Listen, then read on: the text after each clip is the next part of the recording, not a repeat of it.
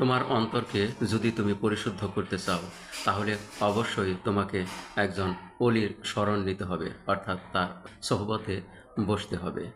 তাকে চিনবে কিভাবে? তুমি যখন আনার কিনবে, তখন অবশ্যই আনারটা খোলা দেখে কিনবে।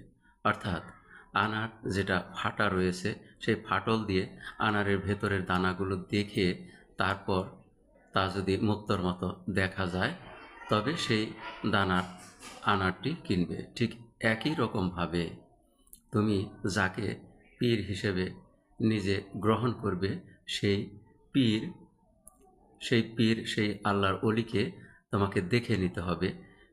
এবং সেটা দেখতে গেলে তুমি যেভাবে দেখবে, তার সহবতে যখন বসবে, আর বসলেই দেখবে যে তোমার কলব পরিষ্কার হয়ে গেছে, আলোকিত হয়ে গেছে, এবং তুমি কলবে স্বাদ পাচ্ছ। আর এটা যদি পাও, তাহলেই বুঝবে যে সে আল্লাহর অলি এবং তাকে পীর হিসেবে গ্রহণ করা যেতে পারে। কিন্তু যদি তুমি তা না পাও, মিথ্যা অলি হয়ে থাকে, তাহলে দেখবে যে তার কাছে গেলেই, তার সহবতে বসলেই তোমার কল্প অন্ধকার হয়ে যাচ্ছে।